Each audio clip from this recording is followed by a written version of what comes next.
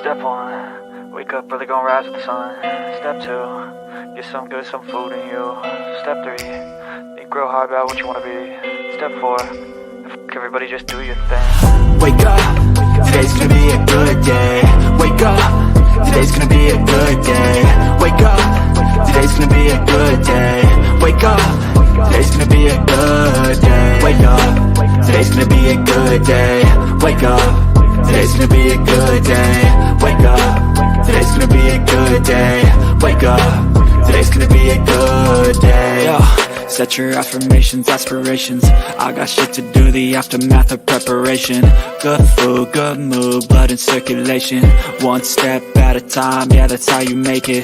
Set a goal you control and the steps you take them. I try to pick one thought, have some concentration. And if I make a mistake, it's called education. I try to do this every day, call it replication. Wake up, today's gonna be a good day. Wake up, today's gonna be a good day. Wake up, today's gonna be a good day. Wake up, today's gonna be a good day. Wake up, today's gonna be a good day. Wake up, today's gonna be a good day. Wake up, today's gonna be a good day. Wake up, today's gonna be a good day. So life ain't easy, yo, I think there's a reason though. Ups and downs, just like every different season, yo. Sometimes I'm high, other times I'm barely breathing, though. I always gotta fight and hide from the demons, yo. Negative thoughts are poison, they rot. Head full of flaws, so here come the clouds. They'll never stop unless I can swap all the bad for the good in my head when I'm lost. Yeah, so I'ma fake it till I make it. Positive thoughts are overtaken, I got patience. One day at a time is how you operate a cadence. A flow, you grow, you show yourself a foundation. Stay away from all the shit that causes temptation. I know that I like to do it cause it's sensation. I live my life in my head like a narration. Don't expect greatness, do my best, man, I'll take it. Wake up, today's gonna be a good day. Wake up, today's gonna be a good day. Wake up, today's gonna be a good day. Wake up, today's gonna be a good day. Wake up, today's gonna be a good day. Wake up, today's gonna be a good day. Wake up, today's gonna be a good day. Wake up, today's gonna be a good day. Wake up early, gonna rise with the sun. Step 2, get some good, some food in you. Step 3, think real hard about what you wanna be. Step 4, everybody just do your thing. Some people are so dumb that I genuinely wonder how they survive from one day to the next. And then I remember that jellyfish have survived for 650 million years with no brain. So I guess if they can do it.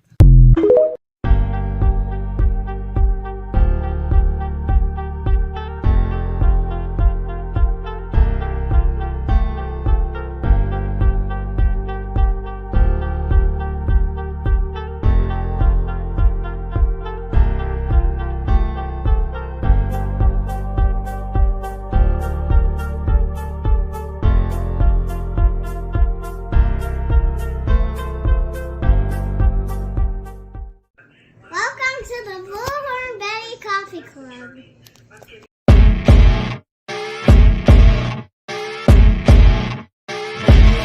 As you wake up in the morning, you want to find the latest, greatest information about criminal cases and have an intuitive conversation about the suspects associated with these cases. Head over to the Bullhorn Betty channel on YouTube.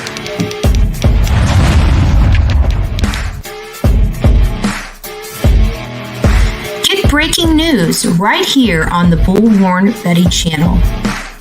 Welcome to the Bullhorn Betty Coffee Club. Enjoy your stay and enjoy your day.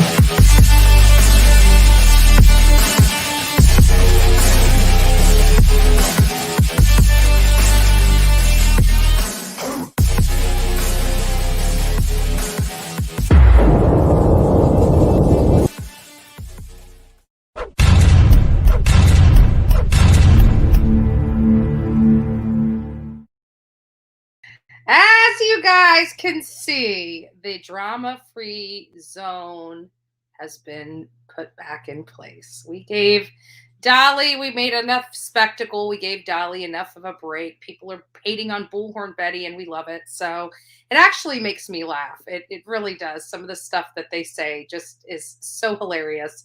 It's not even, I mean, because it's not true. And it's just whatever, right? So we're enacting the drama-free zone. I see that Jolly's back on his regular scheduled show.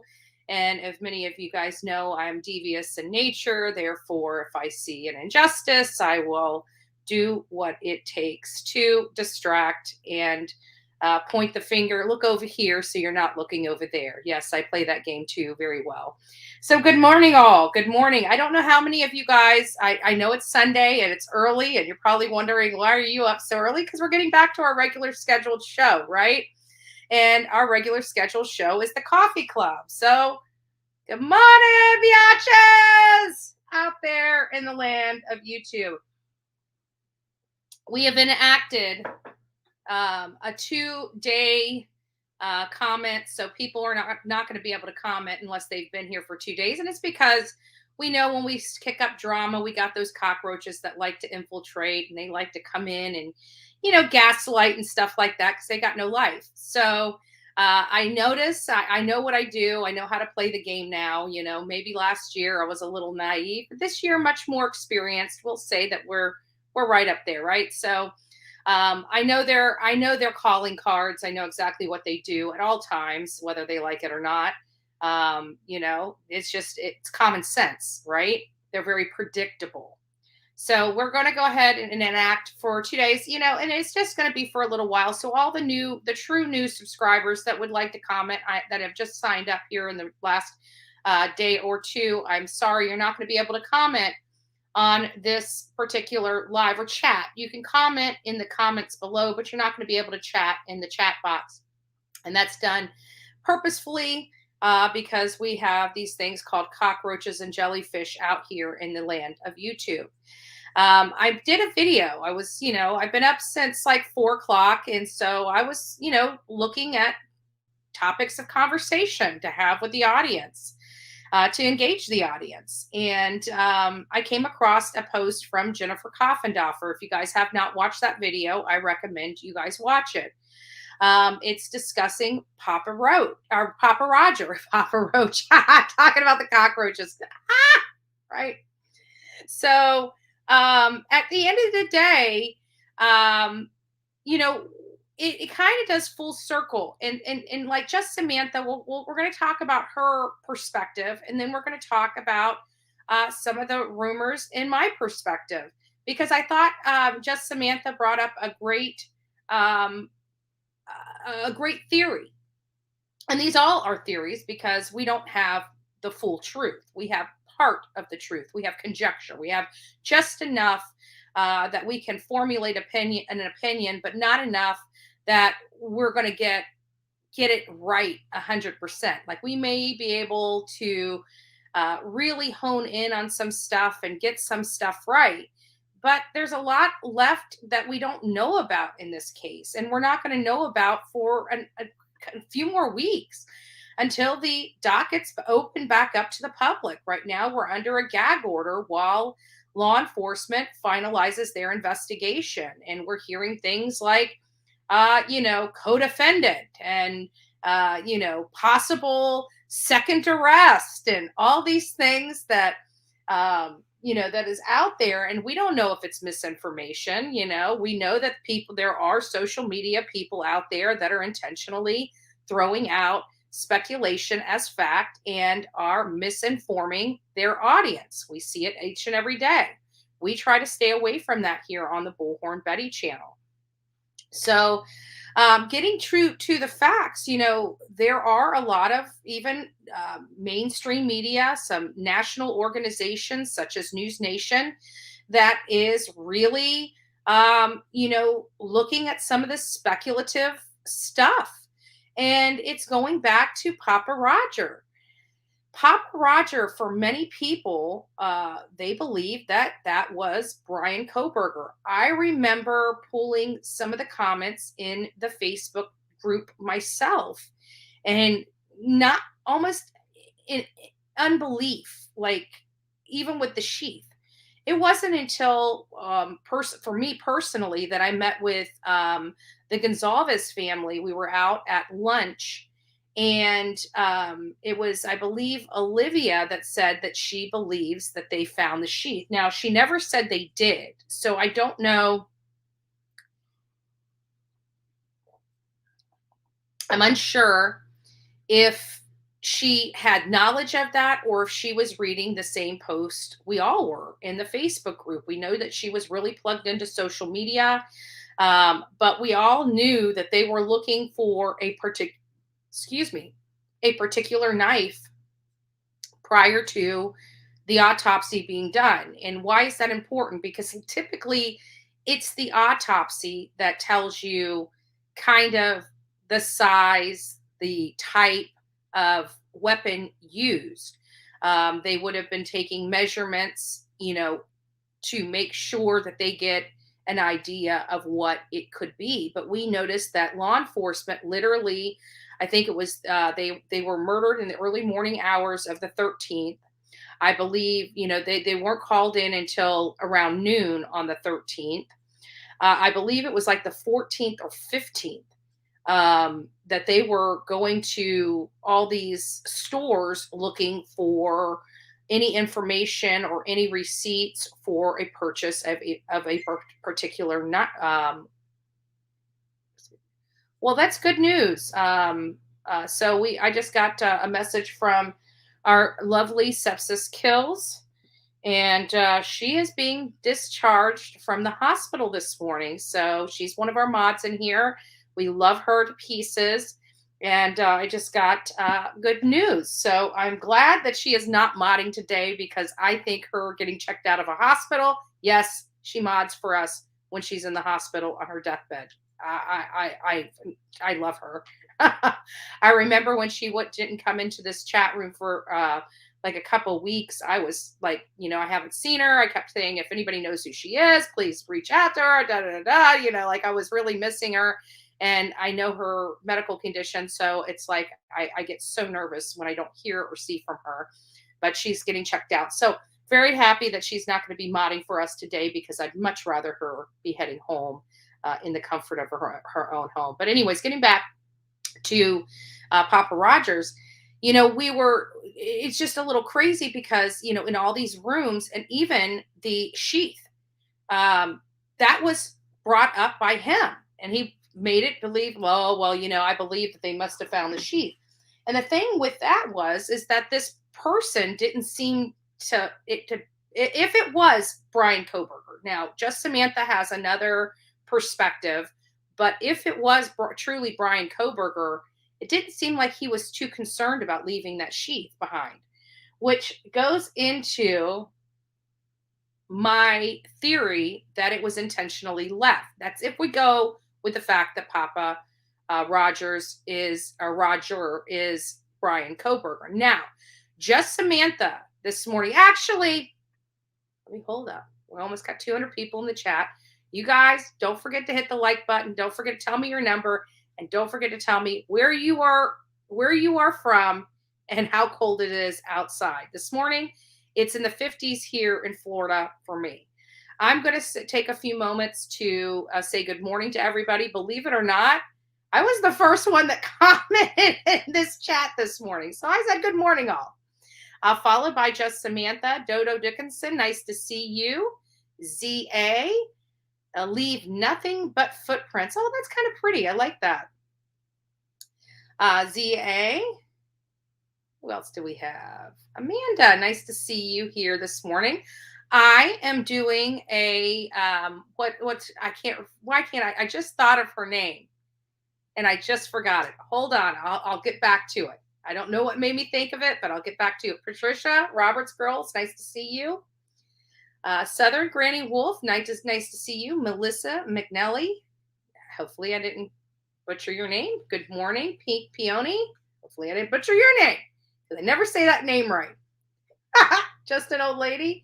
Mad Hatter, Paulette, Eminem, nice to see you. Patty, it's great to see you as well. While we're filling up, Mary, Pin 1010, Time for changes. It always is. Pittsburgh nurse. Ooh, love having nurses in the house. We have Amy as well. Love our medical professionals here because they just give us a different insight on stuff. Many of us have our own gifts. Mine is legal. I have a good handle and a good perspective on the law, whereas, say, Chris McDonough has a good perspective on investigations. And our medical professionals have a good perspective on the medical part of this, as well as our attorneys that have more professional legal expertise.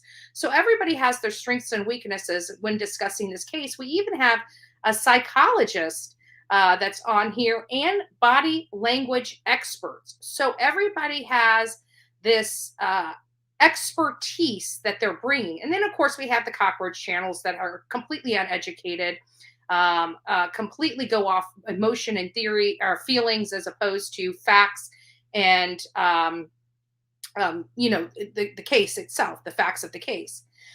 Not good researchers, have no earthly idea what the law is. They believe that everybody is exactly, everybody's winners in here. No, they're losers. And I'm going to continue to say that in my drama-free zone.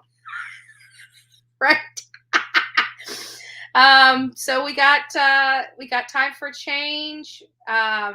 ZA is saying happy birthday. And actually today is, and I did know that we were going to get to that in just a second. It is Summer Wells' 7th birthday today. If you guys remember, her parents forgot what day her birthday was when we were discussing this case.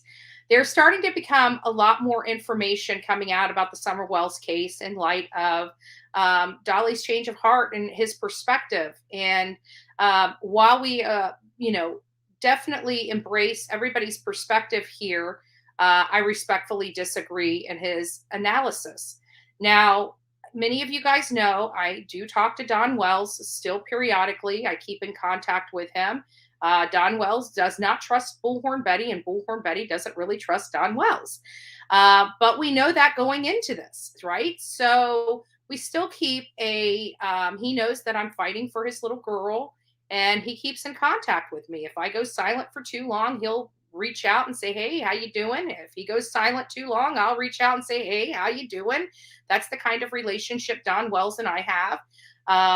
But I can tell you that, I'm not convinced that they've had nothing to do, because at the end of the day, he still duck bobs and weaves me. I mean, yes, he's still in contact with me. And yes, I do give him some professional advice. Does he take it? Sometimes, like I keep telling him, please quit cussing people out online. It doesn't look good for you, especially if you are not guilty.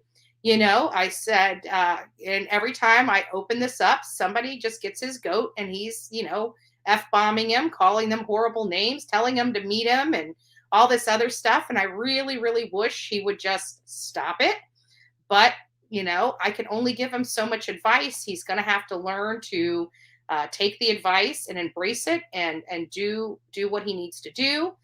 But at the end of the day, he needs to calm down, because I really don't want to interview him. If I'm going to ask him a tough question and be called a C and a B and, him wanting to claw my eyes out. Right. So I can't really help him yet. We need to let him calm down a little bit more and get his scruples together and act like he's a grown adult. So that's kind of where I'm at. I'm willing to listen. I'm willing to open my ears and listen. But he's not quite ready. Again, I do read people, and I give the best advice I can give. And whenever they're not abiding by the advice that's provided, I don't need to be providing the service they need. Right? So I'm not willing to go all the way where Dolly is yet. That was based off one conversation he had. You have to remember, I've had almost a dozen conversations with Don Wells or more over the last 2 years. I have interviewed him upside one side, down the other, personally, not recorded. And I've went out there and interviewed many, many people that were in and around the Wells home and the Wells themselves at the time of Summer's disappearance. And those interviews were not good. It did not paint Don Wells or Candace Bly in a very good light. And so it's been a little tricky navigating this, because this is the first time that Dolly Vision and I have been on opposing viewpoints. But again, it makes for great debate. I'm not clubbing him over the head for his viewpoints.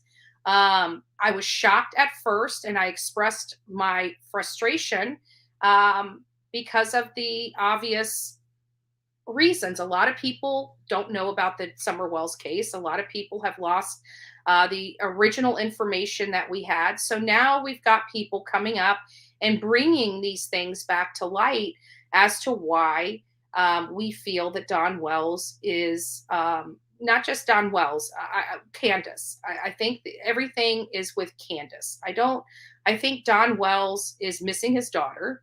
I still think he had a hand in her disappearance in an effort to save his wife.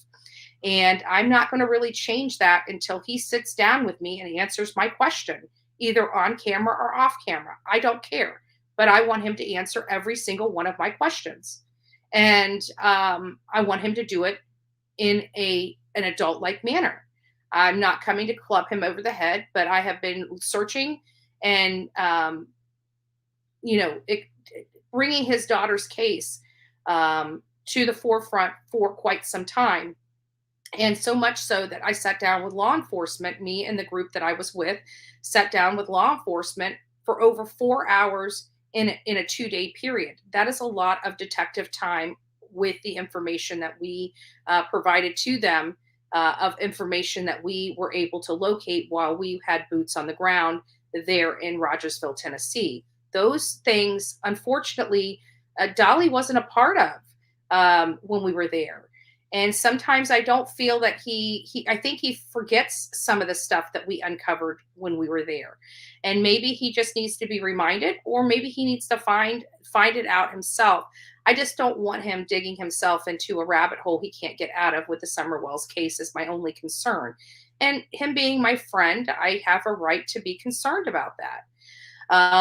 Dolly is also going through a lot right now. He lost his brother. We all know how painful that must be.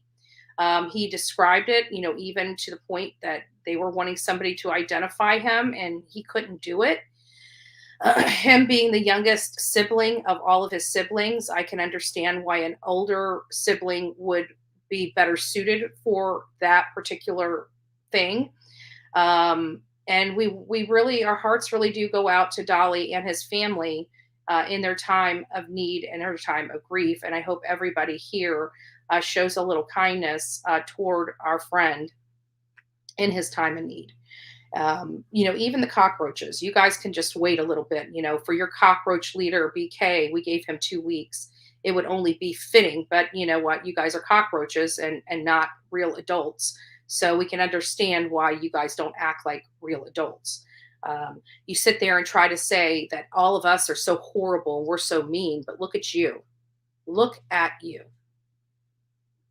Clearly, you are no better. And actually 10 times worse, because we go after people that are criminals. You go after innocent people.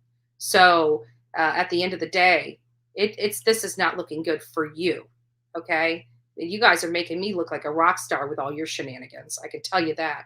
They think because they got their few hundred people that agree with them. Honey, we got thousands that don't. What do you got to say about that? Literally thousands that do not agree with you. You got a few hundred. So what? So what? Pat yourself on the back. You're welcome for your paycheck last month.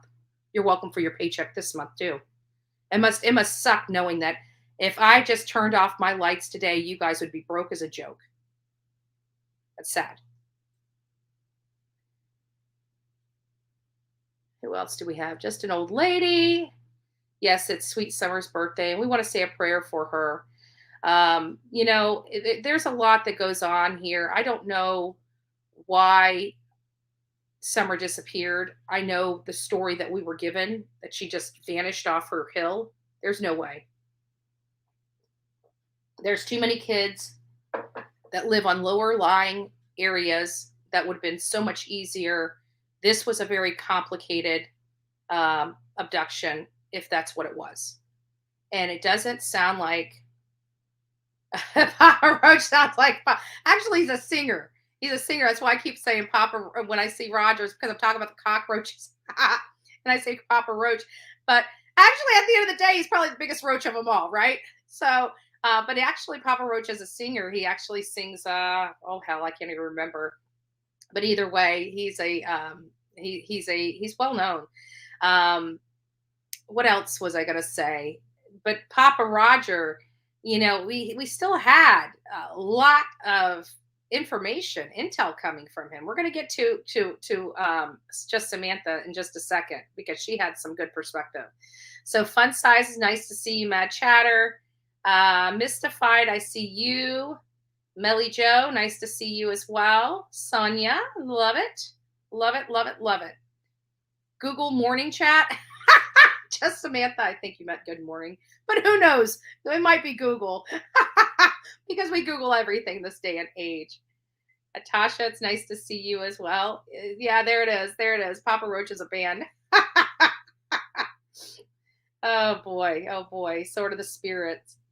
The Gonzalez Spelling family is petitioning the courts to allow to speak about the case and remove the gag order. Good. Because in the grand scheme of things, they're violating their First Amendment right for what? For what?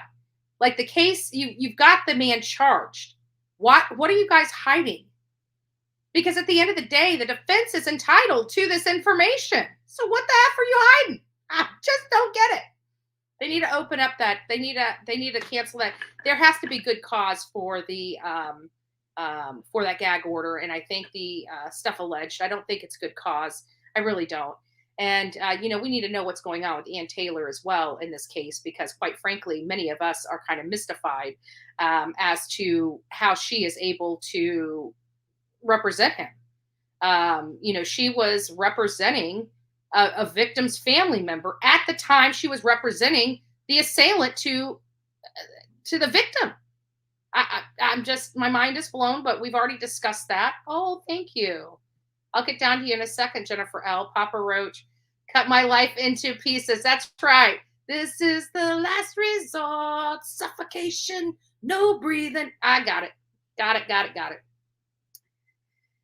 Unhinged, it's nice to see you. Emily Baker said co-defendant is something that the defense often do, especially in capital murder. And in a case, a co-defendant is revealed before trial. So basically it's normal, says Emily Baker. I've never put that in anything I have. Nothing. But I guess, in a grand scheme of things, they are asking for discovery. And if there was any potential co-conspirators or co-defendants that were maybe got a plea deal and, don't have charges for their part, I guess that could be. But typically, if something doesn't apply, they don't include it. So I have to personally say that they are saying it's common, but I'd like to see how many other cases where there's a lone person that is accused of doing this crime where that is added to. I'm not sure. That's one person's opinion, though. I'm not sure if that is justified by statistics. How many people that are lone persons have co-defendant requests in their paperwork. I don't know. I'd like to look at that if they're going to be making those kind of assertions and statements, because it would have been something that I would have removed. Nice to see you, AG. And Jennifer, I forgot to tell you, I got to go pick up that paper. I will pick it up today. I went to my best friend's house yesterday and spent the entire day with her. And we went shopping. We went to breakfast. Well, kind of breakfast, lunch. It was right there at no, she waited. She dragged her ass until it was lunchtime. She didn't want breakfast. I forgot about that. So it's up noon. And I ended up coming home. Oh, Lord. I think it was around 3:30 or 4. And I forgot all about going, because it's just right down the street. I forgot all about just driving past. I got here and I forgot all about it until this morning when I was doing everything. I'm like, oh crap, I need to go pick up the paper. Thank you. God bless you for your donation to the Coffee Club and the Bullhorn Betty channel. The paper I use sparingly, but I do send out a lot of flyers, especially to families of the missing. It's just one of the services that we do provide, cases and stuff like that, where we just either take their flyers or we design new flyers and get those out to the families of the missing. So we do a lot of work here that are done behind the scenes that many people don't know or realize. So let's see what else we got. York, Pennsylvania, 10 degrees feels like 1 degree. Oh, well, I'm glad I'm no longer in Pennsylvania. I could tell you it was really, really cold in Pennsylvania when I was there. Really cold. Not as cold as when we first showed up at Idaho for the first time. The very first day we showed up at Idaho, I was literally freezing. I was driving in like 13-degree weather, and it was very unnerving because you're up and down mountains. You know, you always wonder, did they salt the roads good enough? Are you going to hit ice? Are you going to go off the mountain? You know, that would have been like, after driving with Marissa to the Poconos Mountains, I was very thankful that I was with Olivia. She kept it together going up and down those mountains. If it was Marissa, she would have been I would have had to put a oxygen mask on her and put blindfolds on her in order to get to.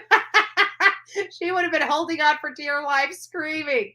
I even turned around. I said, you know, when Jonathan was driving you around, did you do this to him? And she's like, oh my God. She's like, you don't even want to hear some of the conversations in that car. I'm like, oh Lord, poor Jonathan. Like by the time I was done, I'm like, I looked over at her and I'm like, I really have, like, you could feel like I had a stress headache. I don't really get those.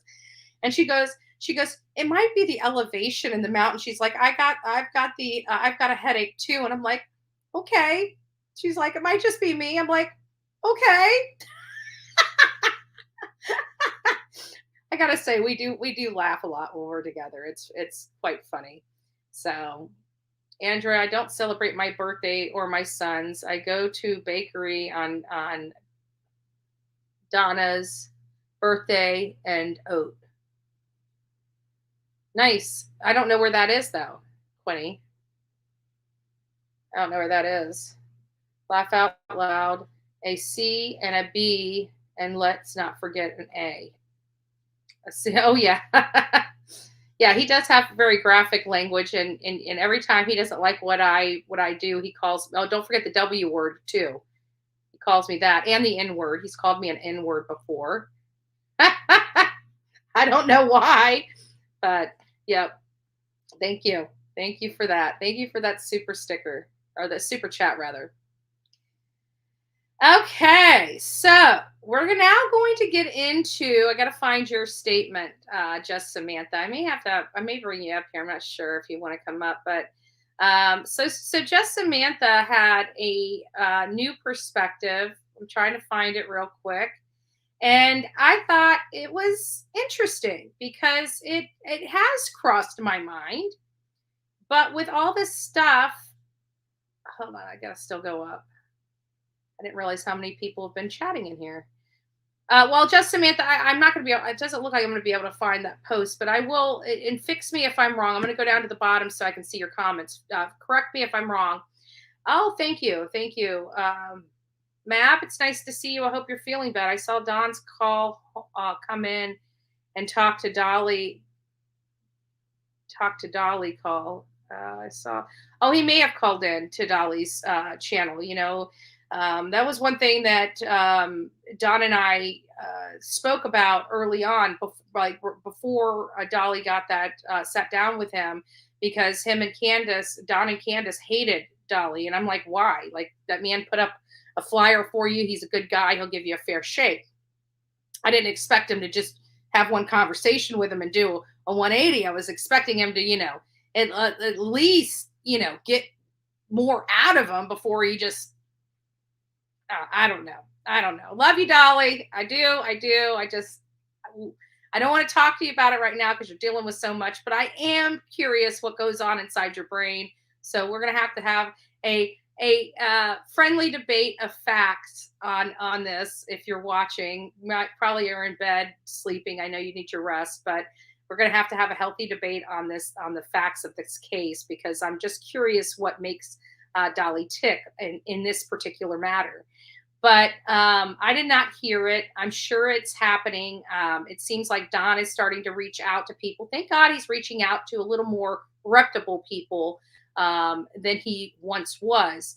That was also a suggestion I had made. You can't, expect people to listen to you when you are hanging out on these horrible channels that literally get nothing right. Like, they get nothing right.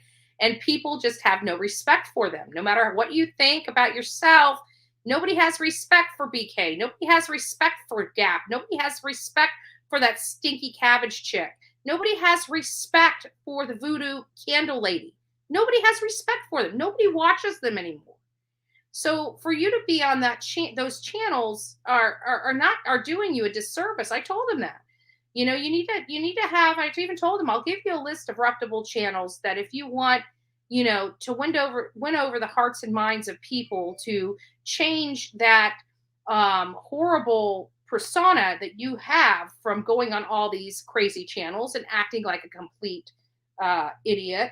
You need to upgrade, who you speak to. The way you were doing things didn't work before. So it's nice to see that he is taking some suggestions. I am wanting the truth.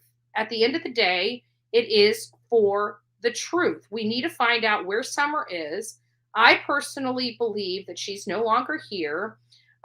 Somebody like Ricky Beavers believes she is still alive and still out there somewhere.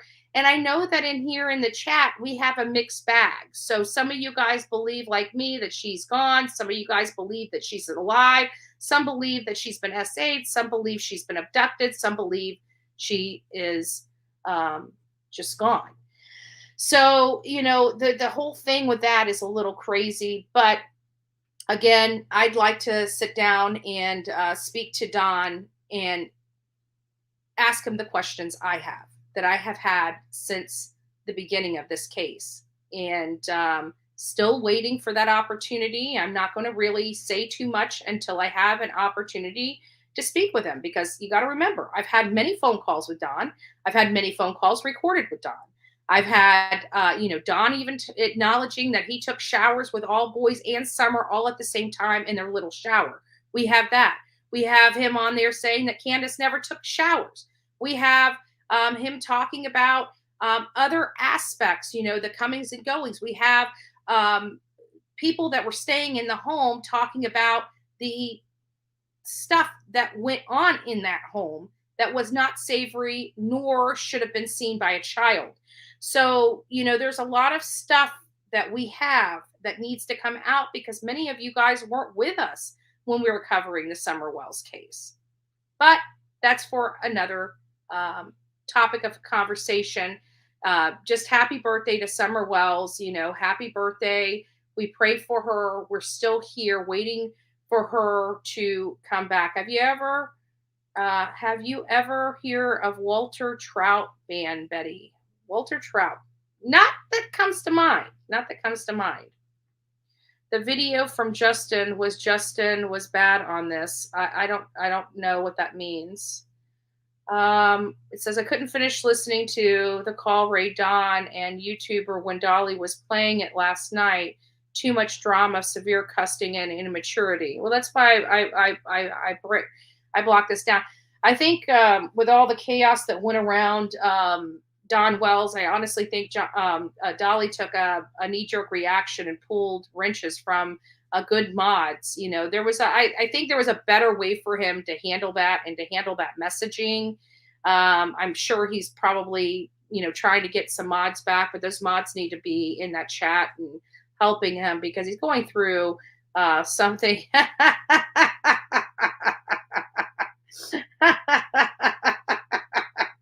Right? See, I don't have to plug people. People know who I'm talking about when I talk about them. But it's horrible what they put that man through. They try to put me through it, but what they don't, and even like Marissa, she'll call me and say, oh, this person, I don't care. I don't care.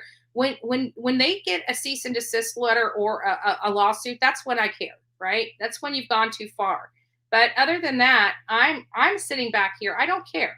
I really don't care. What are they going to say? They're going to complain about Bullhorn Betty. They've been doing that for 2 years. Who cares? Who cares?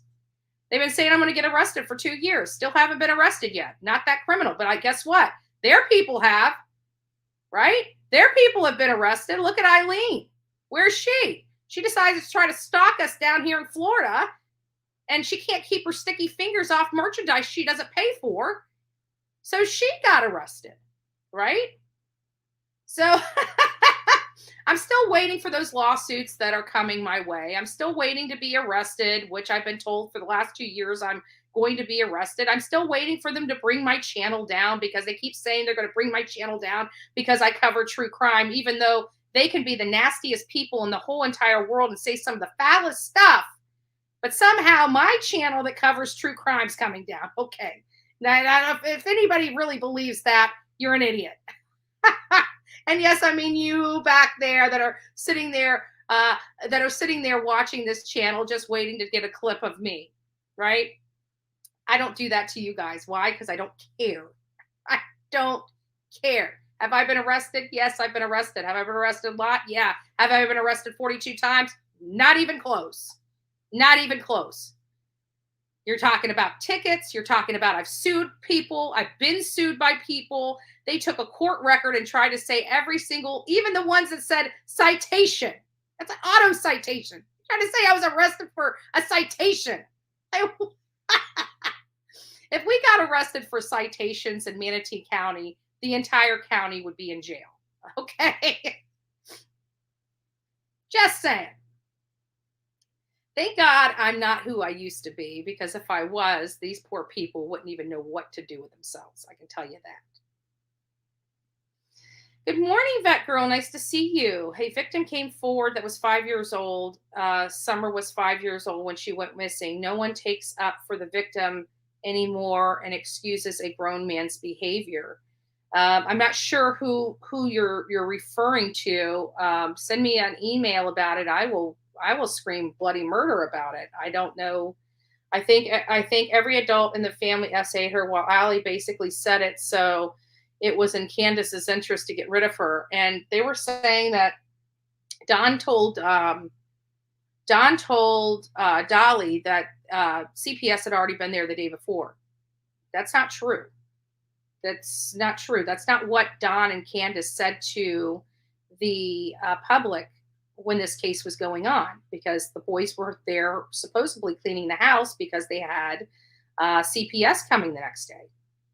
That was what was said. Now, maybe 2 years later, he forgets that detail, but there was nowhere in any of the conversations that CPS had already previously been there. And as a matter of fact, Dudley Ajan confirmed that fact, that Don seemed really, he was sitting in a tub, kind of slumped over, and he had never seen Don like that. And he thought it was because of the upcoming meeting with the Department of Children and Family Services. The Department of Children and Family Services did go by the house, but from my knowledge, never made contact. And they had to make contact. And the next day, the day after Summer disappeared, they were supposed to be there for a home inspection, to the best of my knowledge. That was what we were told 2 years ago. 2 years ago, that is what we were told. Now, this idea that the Department of Children and Family Services went there and saw all of those environmental conditions inside the home and outside of the home, and the filth and all the animals, I'm not sure they would have done nothing. I'm not sure. But either way, that is for another topic of conversation. Getting back to Papa Rodgers, getting back to what just Samantha had brought up to. Hey, Crime Stories Obsessed, I see you in here. Hey, Love Bug, I hope you are doing well and feeling better as well. Lots of people, including myself, all need prayers. It is Sunday. It is our pray day. I will be going to church today. Getting back into the church is going to be quite nice. And so this live is probably not going to go on forever. We are going to hit it and quit it today. But for Bryan Kohberger, just Samantha, like I didn't know that. I thought this guy was a wackadoo, this Papa Rodger. I didn't believe. I'm like, how does this guy? I remember seeing his posts.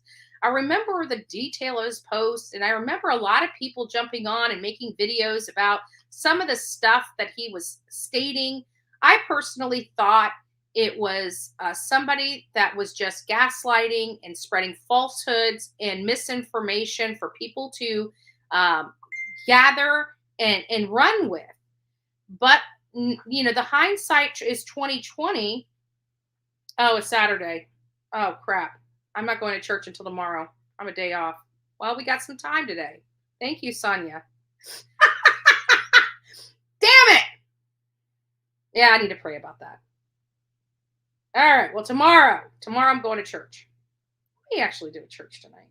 They do have night church at 6 p.m. at my church. So I might actually take a night church since I'm already in the mood and I'm planning on going. I already got my outfit picked out. I guess I had the whole entire day wrong, but that's okay. That's okay. Just need to get uplifted. But thank you for fixing that, Sonia. So it's today's Saturday, tomorrow's Sunday. So I may go to church tonight. I may wait until morning tomorrow. My church starts at 10 a.m. So anyways, getting back to that, Papa Rodger kept posting stuff, and he posted stuff like even about the sheep, and I blew it off. I really thought, because for me, God help me if I get one thing wrong. If I pick up on, like, they can do it, they can get everything wrong, and it's okay. But for whatever reason, I've got this higher elevation of having to get things right, even more so than mainstream media. Like, they can screw everything up and they're okay. I say one thing wrong. I could say, just be talking and say October 13th out of mistake instead of November 13th. And I've got 15 freaking videos about how I made a mistake and don't know what I'm talking about because I said October while I'm talking. Okay. Like, I've said November 13th literally on every single, but let me say it one time. And I got 15 videos about how I don't know what I'm talking about, right? But if I were to make videos about everything they didn't know how to talk about, my whole channel would be clogged with all their misinformation and their lies. So that's why I don't even pay attention to it. But Samantha believes, correct me if I'm wrong, Samantha, she believes that this was actually like the FBI playing cat and mouse. That she believes that the FBI was throwing stuff out there to see if they could reel somebody in. So I'm not sure. I'm like, that actually isn't a bad perspective. It isn't a bad perspective. But would law enforcement be? We know that they play cat and mouse with the SA and RSO people that are, hunting our children online. We know they play cat and mouse that way. But would they play cat and mouse with, say, Bryan Kohberger or trying to reel him in? I'm not sure. I'm not sure, just Samantha, because here's the reason. Now, I love the perspective. And as I'm talking about this, things are starting to pop in my brain. And this is what literally just popped in my brain as I was saying that. If it was cat and mouse from the FBI, they had him pegged November 29th. November 29th, they started putting him, he was in their radar, because I remember by December 2nd, I was out front of Wazoo doing a video saying, hey, could it be somebody from this nearby,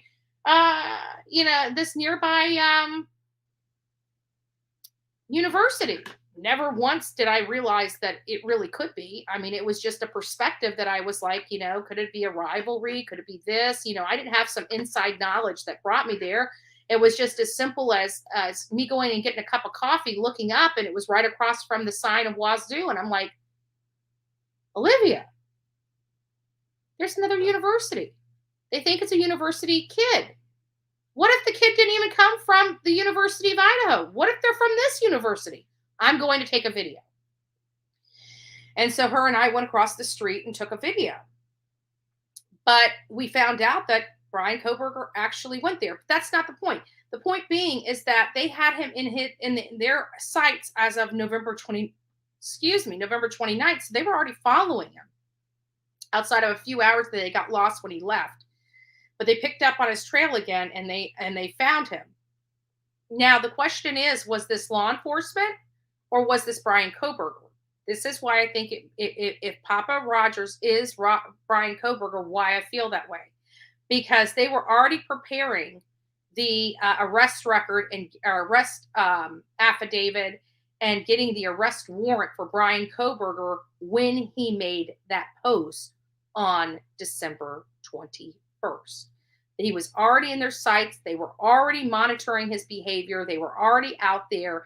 And it was this last post of where Ethan's body was that is sparking my curiosity, because that would have been after law enforcement had already identified him, got enough information, got enough probable cause, got their forensic data in. So why would law enforcement then be still playing cat and mouse on December 21st with somebody that they've already identified and now have concrete evidence that points that he is the assailant? So that is the thing that just popped in my head while I was talking about this, and as I'm problem solving throughout this, and that would be the question I have. So I'm going to go down here and see if just Samantha, because I did like her perspective on this, and I'm going to see if she's made any comments since I started talking about this. Just let me get down here. Here it is. So she thinks, here it is. I think Papa Rodgers could have been a Fed used to lure Bryan out like they do tourist cat and mouse game, especially if onto him very early. Okay, so she's even acknowledging that they were onto him very early, that she feels like he was trying to be flushed out. I still believe, it is possible that could be, but it was the reason why I liked your comment is because it's a perspective I wasn't entertaining. It wasn't a perspective that even popped into my mind that it could be law enforcement. So when you said that this morning, I'm like, yeah, maybe it could be. So, I guess it's just up to people's determination whether or not they feel that this was Bryan Kohberger. I know that there are a lot of news organizations and outlets have kind of came on board thinking it's Bryan. I believe even sorry, I'm trying to type and get the phone's getting ready to get up so we can have a more in-depth conversation about this. But what was I going to say? I lost it when I was trying to do that. What was I talking about? Crap. I hate when I do that. But anyways, it just being that it may, could it be law enforcement? Could it be Bryan Kohberger? Many people along the way, that's what I was getting at. Even News Nation and others had picked up on it, questioning, that a lot of people, they would never come out and make a position on it, but they did do news articles about the public's position on it. So they didn't give any speculative information. They didn't speculate on whether the news organization thought it could be Bryan Kohberger or not. But what I did like about Just Samantha was that she brought me to, and that's what I like, is that that's what we all do here, because I think one way and somebody thinks another way. And this is a perspective that I didn't entertain. So by her bringing it up, it's like, could it have been law enforcement or could it have been Bryan Kohberger? I'm interested in your thought. Oh, and here's some more information from it. The feds could have even referenced his Reddit survey using his own words and thoughts against him. So she's really put a lot of thought into her position on why she feels that law enforcement may have been doing this bait and switch cat and mouse game with Bryan Kohberger. And so I want to open up the phone lines, which I'm going to, which reminds me, I got to pull this down here just a little bit. I'm going to open up the phone lines because I really do want to know your perspective. What do you feel and why? Because we got two great perspectives here. I think it's potential that it could. I didn't think before. I thought this guy was a lunatic and didn't know what he was talking about and just spreading misinformation, quite frankly, when we were first doing it. But now I'm wondering, Is it or is it not? Because at the end of the day, a lot of the stuff, let's be honest. Good morning, ZCT. Let's be honest. A good portion of the stuff that was stated in these posts from this Papa Rodger are becoming true. It's blowing my freaking mind. From the sheath to now potentially the position of Ethan Chapin's body and where he was located, which then again kind of goes back to why it took 8 hours for the 911 call. Did Dylan not see him? Did she see him lying on the floor and see the map? There's stuff we don't know. I'd like that worry box to be closed. We know it was Dylan's phone that made the 911 call. We've been confused about, the unconscious person, because now we're finding out that there was a person potentially laying half in the hallway, half into the living room, or half out of the bedroom, half into the hallway. We're still a little skeptical on that. But if you watch the video I posted this morning, I think it will really hone in on a lot of questions. So I'm going to open up the phone lines. I'm curious to find out what your thoughts are. Do you think it was law enforcement? Oh, don't call yet. Hold on. I got to remember to put this up. Don't call yet, or you're going to probably be doxxed. Inadvertently doxxed. Let me see if I can put this up. There we go. Now you can call. So the website is open. And Samantha, if you want to call in and give me your perspective, talk about it, that's fine as well, because I am interested, because that is good. It is a good perspective. Because at the end of the day, the only other person that really would have these details being so specific and, quite frankly, accurate, they're accurate. Like, we're looking back now and realizing the sheath was there. We're finding out now it's possible that Ethan truly was not in that bed, that he was laying on the floor, half inside that room and half outside that room. That, to me, is a little alarming. This is a person that I truly believed was just gaslighting. I didn't really take a whole lot of stock in the comments and I couldn't, because I was so terrified of making a mistake. This is Betty. Hey, Betty, it's Mav. Hey, Mav, what's shaking bacon?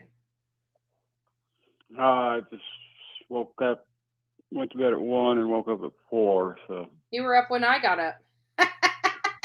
I get to catch all the lies because I'm up all damn night. Oh, wow. So Papa Rodger, it could be Ellie, but I think it was him, really. But I don't know. Could be.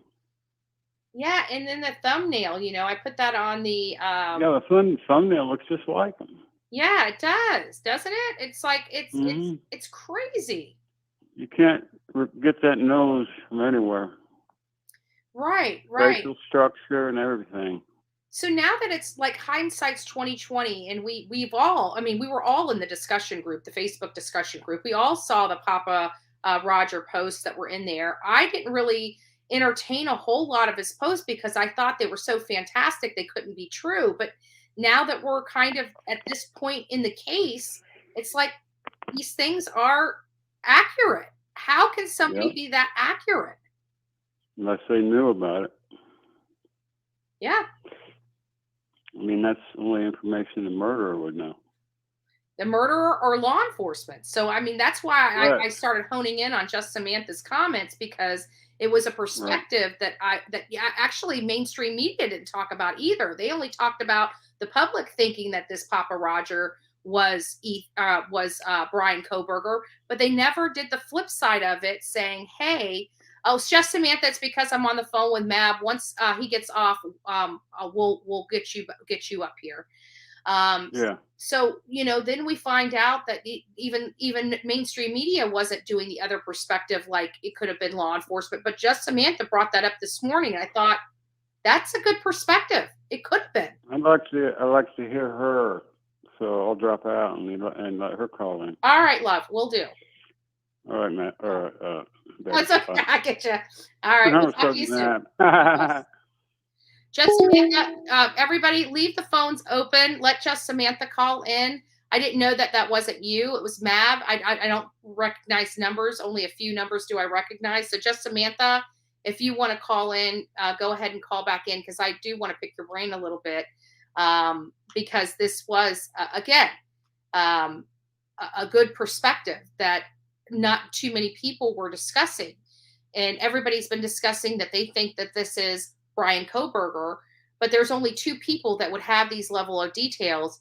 And I think just Samantha hit it on the head. This is Betty. Just Samantha. Good morning. Good. Sorry about that. I thought that was you, Mike, calling in, and it was Matt, but he even wants to hear your perspective, because like I was just explaining, everybody, even all the people have been identifying this as Bryan Kohberger, but even mainstream media hasn't brought up the flip side of that this could have been a cat and mouse game with law enforcement, that, in all reality, law enforcement would have had these details as well.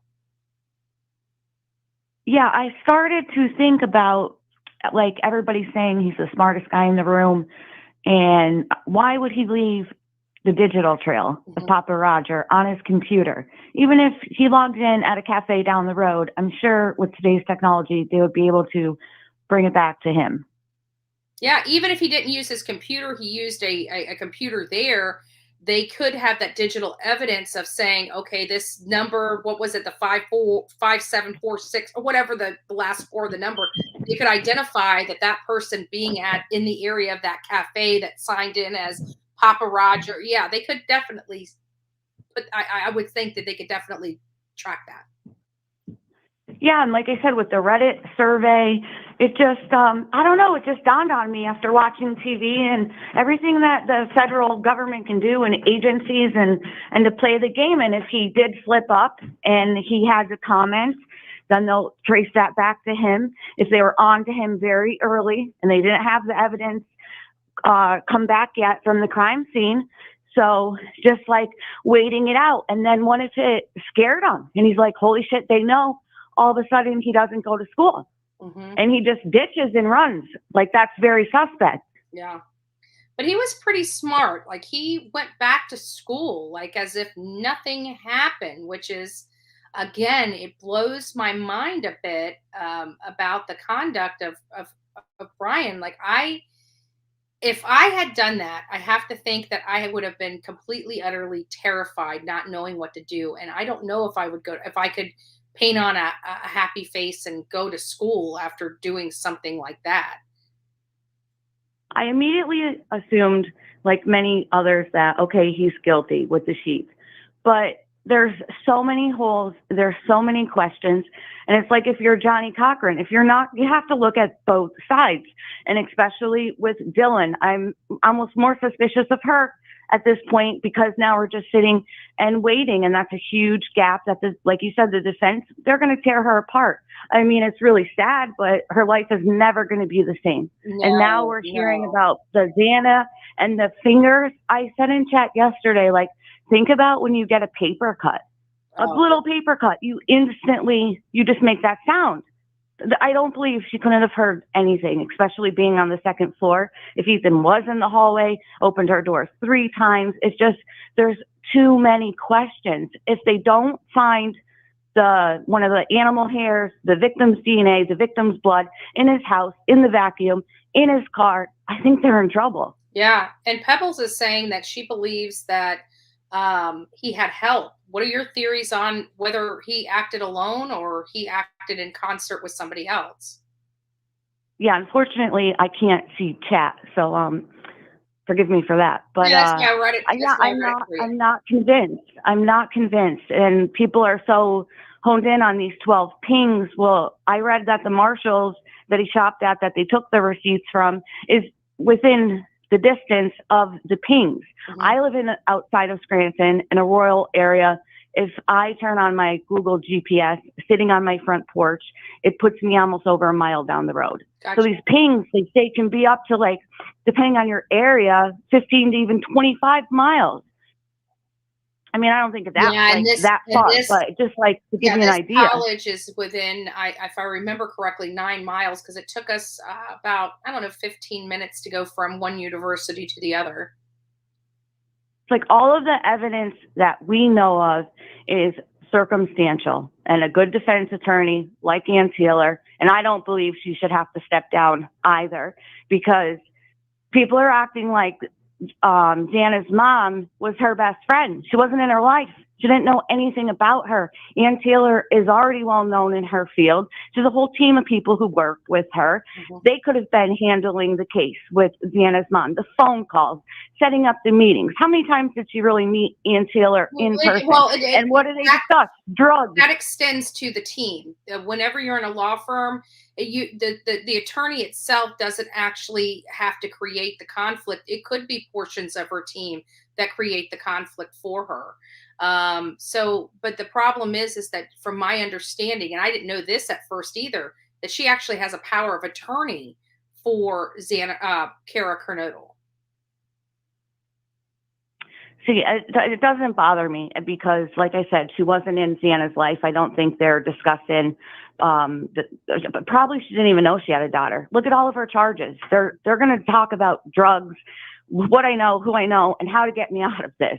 Like, they're not talking about what they had for Sunday dinner. Well, that could be that's up for speculation too, and here's why: because the charges of the drug charges that she's being represented for happened after her daughter was murdered. So she could have said, I went off the crazy train because my daughter was murdered, and shared some of those details, because I would have believed that, you know, she would have had those conversations directly with Ann Taylor as opposed to her, say, paralegal or legal assistant. I don't know. I just, like I said, I think you have to just question everything. Like a lot of this is all circumstantial evidence. But this cloud that's over, because there's also a part in the law that even if there's no conflict of interest that exists, there's another statement that basically says the appearance of impropriety. And even if there is no violation of law, there is no grievance, there is no conflict of interest, there is something else that goes above that, and it's a very low level criteria, and that's the appearance. Not that it happened, just the appearance of impropriety that could get her kicked off the case as well. And I get it. I mean, as long as everybody's abreast of everything, and this is not going to be a legal challenge later down the road, I could care less. I could care less as well. But what it does is, if there's a conflict, this can be an appealable offense. So, for example, if Bryan is convicted of this charge, he can now appeal on the basis of this conflict of interest. And that's what we're trying to avoid, is that appeal later down the road. Don't you think that the judge would have already taken action with everybody discussing it and would have said, it's a conflict, you have to step down? Judges just can't just make a decision without bringing the people forward. So I think this is going to be something that does eventually have to be discussed because of all of the public interest in the matter. But I don't think it's been addressed quite yet. And maybe they're working it out with the prosecution right now to make sure that there is not going to be, you know, all really Bryan has to do is basically waive any part of conflict of interest. And that would protect that appeal later down the road, because he's waiving his, you know, he knows that there is potential for this conflict of interest, but he wants to keep his attorney to represent him, and he can sign something. So later down the road, there's no appeal on those grounds. And I hope that step is definitely taken, whether there's a conflict of interest or not. Yeah, that could be something that they could do just to make everybody more comfortable with moving forward. Right. Take that option away from him to have the appeal. Yeah, because that's real. At the end of the day, that's the only thing that really grinds me. I don't care. I want him to have the best representation he can possibly have, because that's one less appeal we have to worry about down the road, the ineffectiveness of counsel. So I want him to have a good attorney. I want him to have one that's a bulldog that goes in there and fights for him, because when he gets convicted, I want that conviction to stick. So I'm not looking for a defense attorney that's kind of a pushover. I want somebody that's a bulldog. And I think Ann Taylor fits that bill. But if it's going to create an appeal down the road, I want that eliminated. I was curious. I asked in chat if, because I think Xana's mom says she's against the death penalty, but the other parents are for it. So what do you think would happen in that scenario? They're not going to pull a straw. I mean, it's somebody's life. Who then would it decide? The judge? Yeah. Well, we also have to take into consideration, and this is hard for me to say, and I'm not trying to victim shame anybody when I make this statement. It's just a fact. Kara Kernodle was not in her daughter's life. So Right. she may be the one person that does not believe in the death penalty, but all the parents that are involved in their children's life may have a different perspective. Now, she's out there in the streets. If she kills somebody, she probably doesn't want to go in the, have the death penalty. That's her perspective. And there's a lot of people in my chat that don't believe in the death penalty. I myself do. But the parents that were taking care of the kids, I think should have more of an opinion on whether the death penalty should be in this case, as opposed to Kara. Kara couldn't tell us where her daughter lived. She couldn't tell us what car her daughter drove. She couldn't tell us what room Xana lived in. She literally basically said on Ashley Banfield, yes, she's my daughter, but I have no idea who she is or what she does. Yeah, it's sad. And look at how far she got without her. That shows the daughter's perseverance. One strong person, like one strong lady. She had a hell of a dad. Make it as far That's as what that's what I can gather from that. She had one hell of a dad. Well, thanks for letting me call in, because I started to seriously think about, like, it could have been a federal agent trying to just spoof him, scare him, make him slip up, have him do something, say something that he shouldn't have said, or anybody else, if there is an accomplice for that matter. All it takes is for someone to say the wrong thing. They should not know that information, only someone prior to the case. And then that's it, just more evidence. Absolutely. I'm just happy that you gave a different perspective. And when I was reading the chat, I like that never even came to my mind. So I'm like, we need to have this discussion. You have to question everything. Because that did make sense. Who else would have these these major details? And the only other person that would have these major details outside of the assailant would be law enforcement. So that did make sense. Yeah, it'd be like they're antagonizing him. Yeah. Yeah, I'm interested. I'm interested if Papa Rodger is brought up in court. Yeah, because if it is the feds, there's a chance they probably wouldn't tell us, right? They wouldn't want to tell us. Unless it's if the defense found out it was the feds, then they could probably use that as leverage or use that for some kind of defense mechanism for her client. Yeah, it's going to be interesting to say the least. And like I said, it's true crime. It's nitty, it's gritty. And if you're not going to look and ask the real questions, then it's really not for you. Anybody who has a problem with questioning Dylan and her actions, is mind blowing, because that is such a huge gap. It's the number one thing the defense is going to hone in on. It is, because it's an 8-hour gap. It's an 8-hour gap. Like, literally, I can already foresee the defense. They will say, oh, Bryan came in the house. He was going in there to rob them, or he was going in there because he's got a fetish with underwear, or, a number of things. But he left them all uninjured. It was somebody that came in after the fact. There's an 8-hour window. What happened in that 8-hour window? Dylan's going to be like, oh, no, I went to sleep. Well, why in the world would you go back to bed when you have a masked intruder in your home? Yeah, it doesn't add up. And say he went to a gun show. He went to a gun and knife show. He could have touched 1,000 sheets that day and left his DNA. It's all circumstantial. A good defense is going to talk anything away, and it's going to be up to the jury to decide. And as far as what we know right now, if I was there, I would not be saying guilty. And all it takes is one. Yeah. Yeah. It depends on the perspective of the jury pool itself. But I believe if everything that was in that probable cause affidavit, if they can prove at least 85% of that, I think Bryan Kohberger was going to have a heck of a time overcoming the information. And that's only a small portion of it. I'm interested in learning other things. And I'm interested in learning who we know that they cleared a lot of people up front. So it's like we do know that law enforcement looked at somebody else, which is huge, because the defense, if they didn't look at anybody else as potential suspects, then that could be something that they could use for the defense. Look, Your Honor, they never even looked at anybody but my client. They thought my client, and they built a case around my client without ever looking at it or entertaining anybody else. So at least that argument has been at least moot, because they looked at least 15 other kids. But yeah, they zoned in on how he doesn't have because in PA we don't have to have the front license plate. Mm-hmm. But then somebody did a Google search within like the area. There's like 50 other cars that don't have a front license plate. So they made it seem like that was such a that was rare for people, and that you have to have both. And he didn't because he's from Pennsylvania. No, a lot of the other cars don't have them. My car also, doesn't. I'm in Florida. We're not required to have a front and back license plate either. now, I asked in your chat because about Bethany. There's no word on Bethany whatsoever. I do find that odd, and I would hate to have this clipped or be targeted for you, because I haven't seen it on YouTube yet, only on TikTok. So maybe you could talk to Olivia about it. These rumors that Bethany was not even home. And I thought, well, if that's the case, maybe that's why the door was left open. If she got home after the murders were committed, and could have been like, why does it smell in here?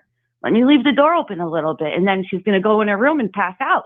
Yeah. Not knowing about any of the noise that Dylan heard. You know, she's not aware of any of that.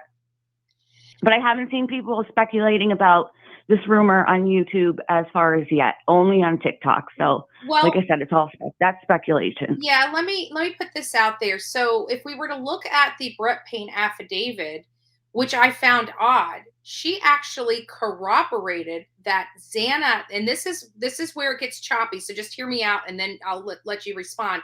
So according to the Brett Payne affidavit, they stated that Bethany Funk was basically the one that let them know that Xana and Ethan were at the Sigma Chi fraternity party from, I think, 9 or 10. I think it was 9. From 9 p.m. to 1:45 in the morning. And I questioned that because I'm like, law enforcement told us that Bethany and Dylan were out in other parts of Moscow, and they arrived home around 1 a.m. in the morning. So I always found that statement to be odd in the Brett Payne affidavit, where he stated that Bethany confirmed Ethan and Xana were at Sigma Chi fraternity from 9 p.m. to 1:45 in the morning. That would imply that Bethany Funk would have had to have been at the Sigma Chi fraternity from 9 to 1:45 in the morning, which contradicts earlier statements that she was home around 1 a.m. when the others came home. So everything related to Bethany has been very confusing for me. And I think it's been confusing for everybody. And you're right. Nobody is really questioning that. I mean, I've questioned it on my live, but I've never questioned it to that fact of, was she even home at the time? Right. And then I don't find it as like victim shaming whatsoever. It's true crime. And you have to ask all the questions. Yeah. Like I said, there's too many questions. There's more questions that are unanswered. Yeah. I agree. So I just hope that they have, I do hope that I don't see how he can't have defensive wounds. Nobody, like the TA, a student said they didn't see anything wrong with him. He went to the doctor appointment. I really don't think you can confirm that those were cuts on his arms in the police video when he got pulled over. People like to say, oh, that's a big scratch right there. It could be a shadow. Yeah, it could be. It could be. And lastly, here is another, what was I thinking about? Don't get off the phone just yet.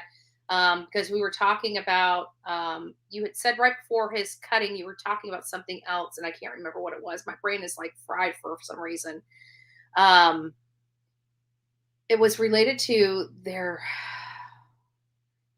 So let me ask you this: based upon what you know of this case, do you think that the police have the right person, or do you still have questions as to why he was arrested? Yeah, I still have questions. I have questions. I immediately at first, like everybody else, I thought he's guilty. I think that they make him look guilty in the media. It seemed that we weren't supposed to get that latest batch, that probable affidavit or whatever you call it. Mm-hmm. And what I noticed is that there are more and more pages of Free Bryan Kohberger were popping up on Facebook. People were starting to ask the questions that the defense will ask. And then all of a sudden it was like, that fell into our lap. They wanted to take back control to prove to us that they have the evidence and that he's guilty. Yeah. Because nobody had anything else to talk about. So they started asking the questions that people should be asking. And then they gave us this batch of information of what was in his apartment. And it all went right back to, he's guilty, he's guilty, he's guilty. It's like propaganda. What do you make of him? One of his first statements when he was being arrested, was anybody else arrested? It could be the reference to what they said, Gacy or Bundy said that. I wish they told us what books were in his house. I am curious about that. But again, if they have his Fire Stick and he's Googling all true crime and murder, that's what he goes to school for. That's right, easily I know. That's away. I even made that statement. I'm like, if anybody dies in and around me, I'm going to be like up S Creek without a paddle, because all this stuff is on my computer. Like, I've watched how to stabbings, drownings. I've got like my history in my computer would make a detective's eyes perk up, like, huh? Yeah, like I said, I don't know. It's circumstantial evidence. They have to have more to send this kid to death for 4 murders or life in prison. How they can't find, I mean, look at our technology to not find DNA in the car.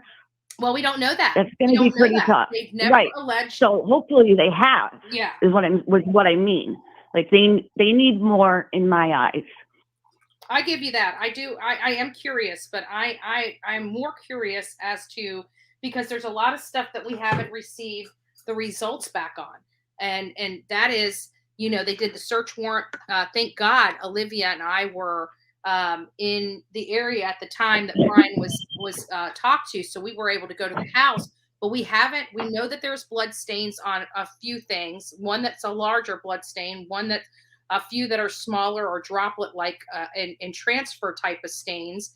But I'm curious where the forensics are on that. We know that that's going to take some time to get that back, and his car. So they would have had his car impounded around the same time that they were searching his property, because as soon as he was arrested, they were executing the search warrant on his home, even though he was still in Pennsylvania. Right. Sorry, it's cold. I told you it's -5 here today, and I found on my smoking porch. So if that's why you heard the clicking in the background. Oh, you're good. You're good. I have a cigarette. It's so cold. As far as him having an accomplice, I'm not exactly sure about that, because I think in this case you would want to work alone. It would just better your chances of getting away with it.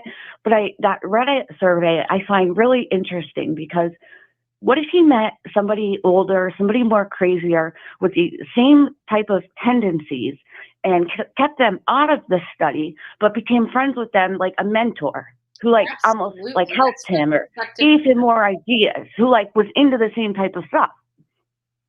Yeah. I mean, is that possible?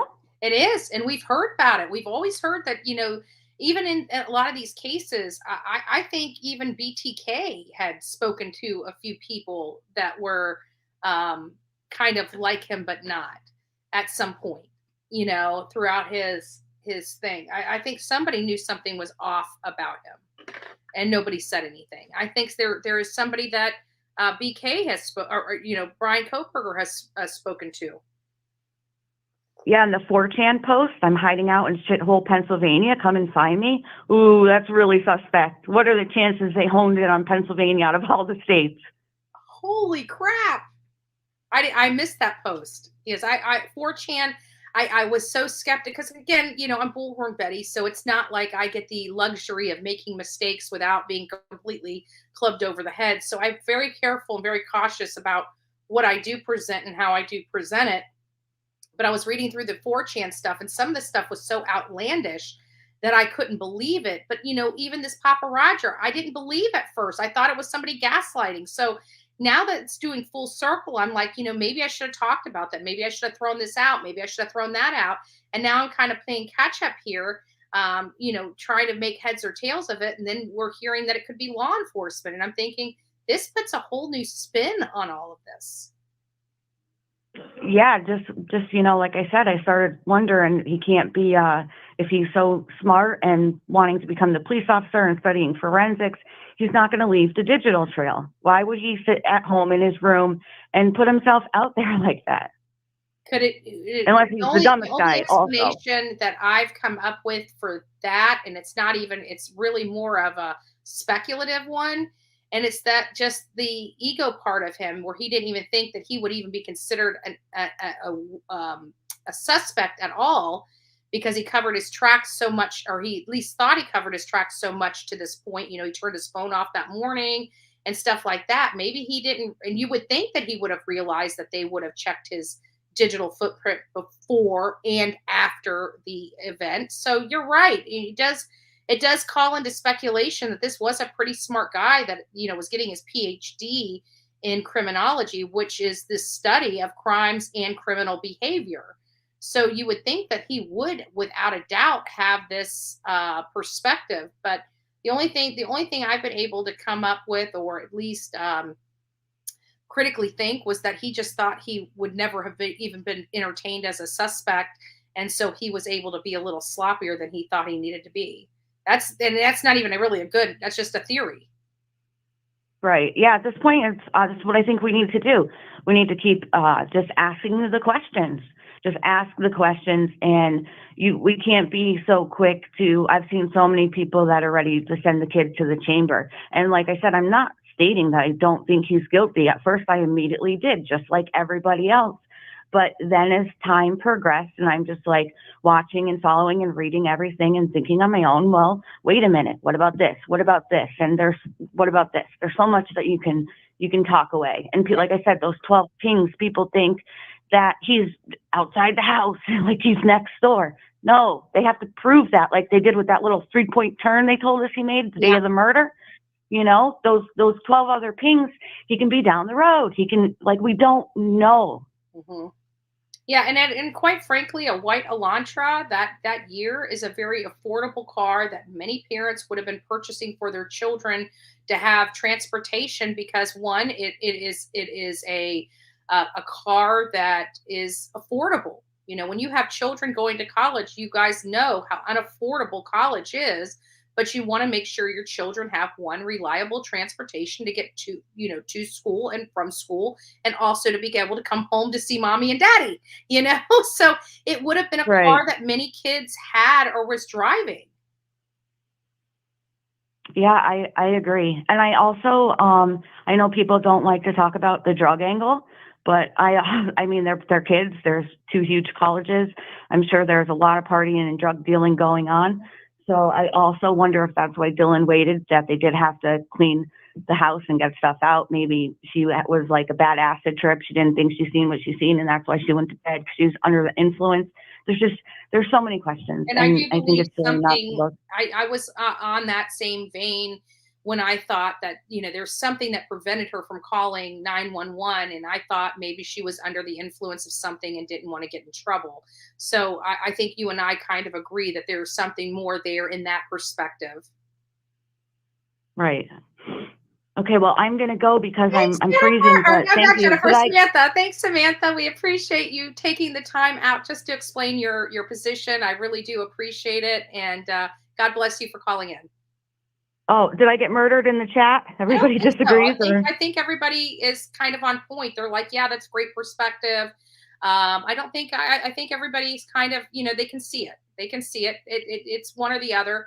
I don't think. All I'm asking is just keep asking the questions. Just, there's too many holes. Like I said, just you're in true crime for a reason. Don't be so quick to throw away the key. You got to ask the questions. Put yourself as you are the defense, and it's gonna change your mind. I guarantee you thought you were going right on this way, you're gonna end up halfway left. Start thinking like the defense.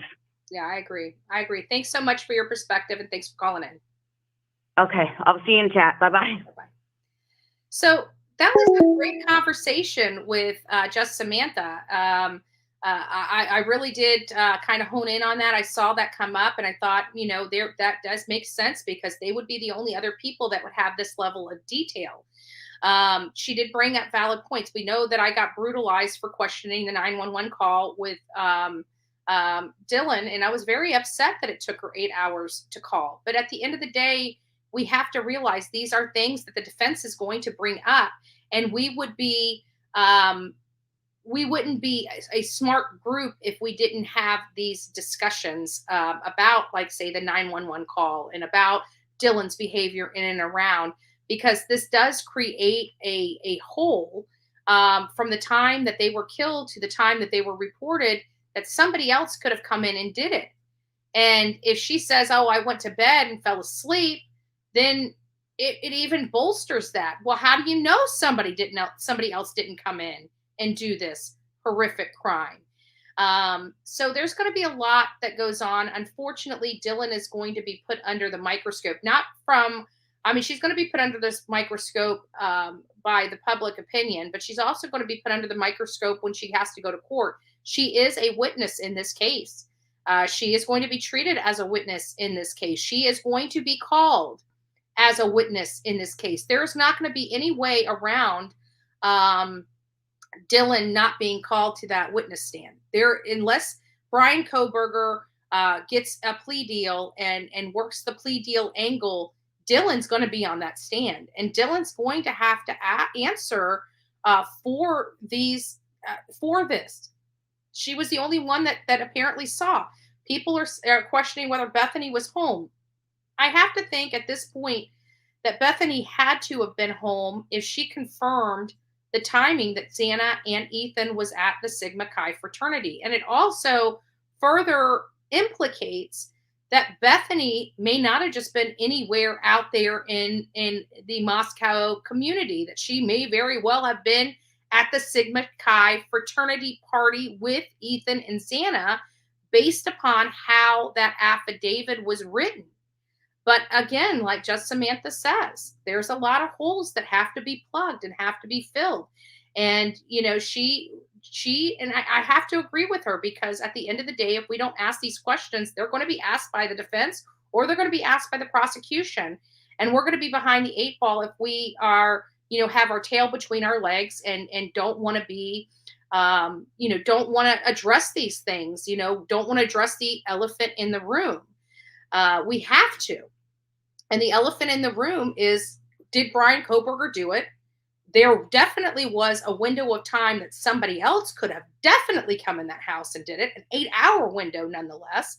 And it just makes us wonder how Dylan could see a masked intruder in her home and frozen for a second, but then shuts her door. What did she do from the time she shut her door to the time she used her phone to call 911 at 11:58 in the morning? There is a huge gap in that time. Just Samantha brought up another valid point that, out of all the vehicles out there, there had to have been more than one white Hyundai Elantra in that community that was missing a front plate on their vehicle.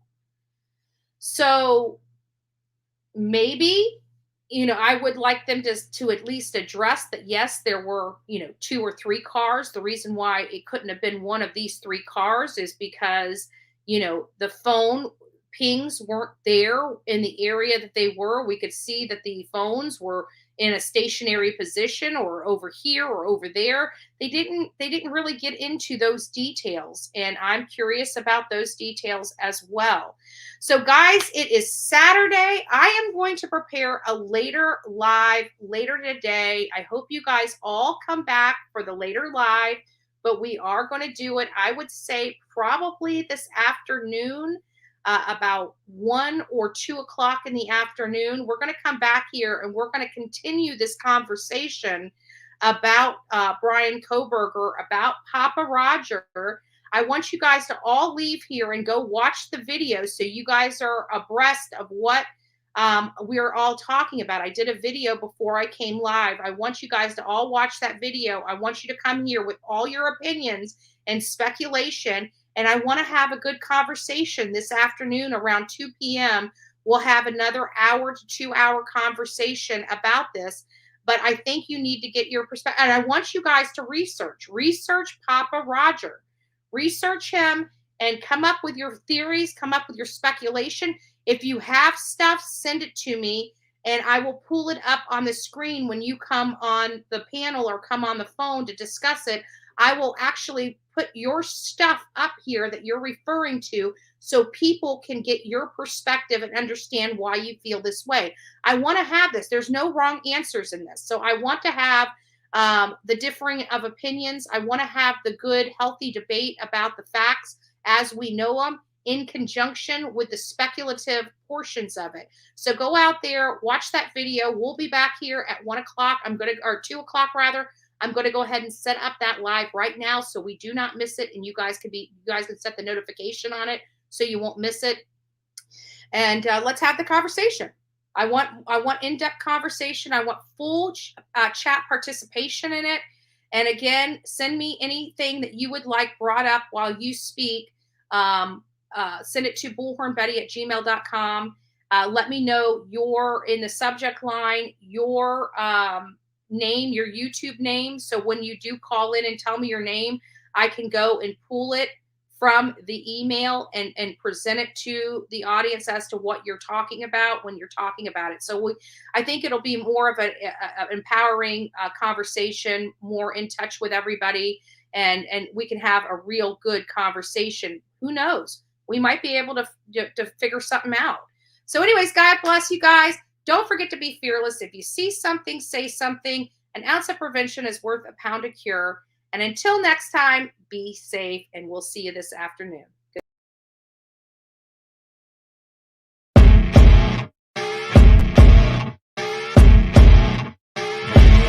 As you wake up in the morning, you want to find the latest, greatest information about criminal cases and have an intuitive conversation about the suspects associated with these cases.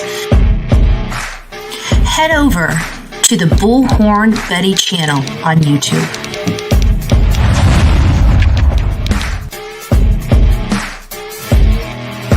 Get breaking news right here on the Bullhorn Betty channel. Welcome to the Bullhorn Betty Coffee Club. Enjoy your stay and enjoy your day.